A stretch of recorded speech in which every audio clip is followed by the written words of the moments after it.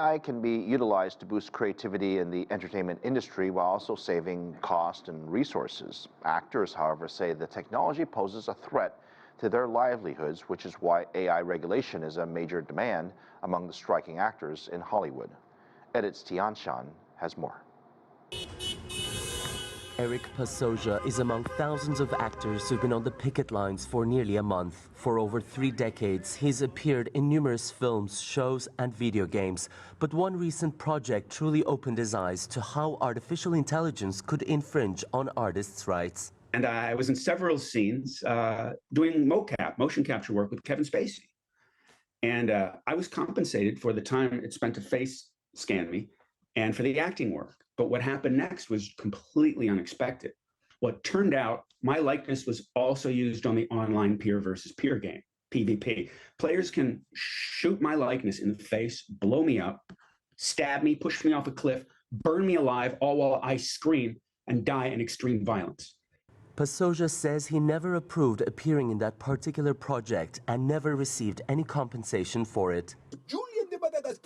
A growing number of actors these days are worried about the unregulated use of AI to clone human voices and appearances and generate digitally created characters that could replace real humans. Campaigning under the slogan, "Don't Steal Our Voices," voice actors from a list of guilds and associations across the United States, Europe, and Latin America have come together to form the United Voice Artists Coalition.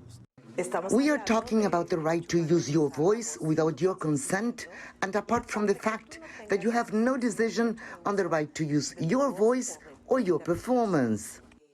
Uniting behind the common goal of protecting their rights has become essential, especially in a world where many actors are being asked to sign away the rights to their digital scans. Imagine the extra actor who gets scanned and they put that face on an avatar and tells that avatar to walk across the street, and that actor just signed their likeness away as an extra and they never work again. It's a lose-lose situation for actors who can get fired for refusing face scans or end up getting replaced by their digital avatars if they accept it. That's why Pasoja says he will continue striking until his union SAG-AFTRA achieves a labor contract with firm limitations on the use of AI in cloning and modifying digital images and voices of artists. It is Tianshan, CGTN, Los Angeles. And it's not just Hollywood using AI.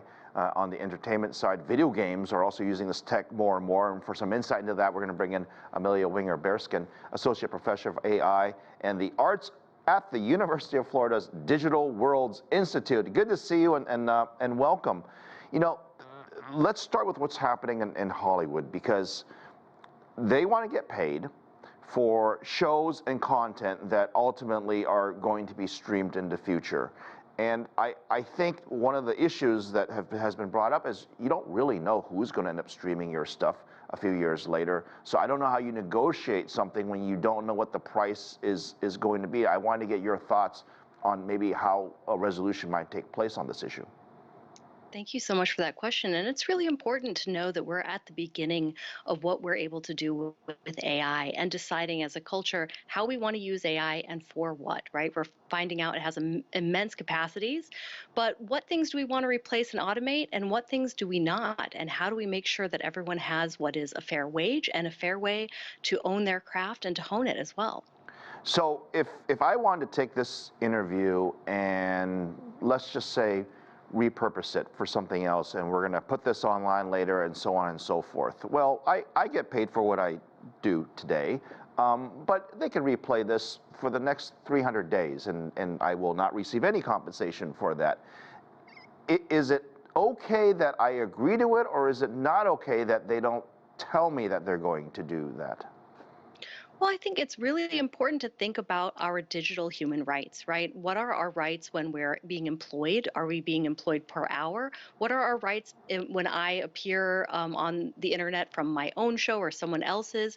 How are all of these large language models or other types of machine learning models learning from our likenesses when we approve and when we don't approve? And right now, there isn't a lot of regulation around what we can use, even when I'm signing a contract or even when my likeness or my voice is being being used just because it appears online, right? So all of the information that we have that has made AI such an explosion of intelligence and possibility is because of the information that was already recorded and processed and shared online freely.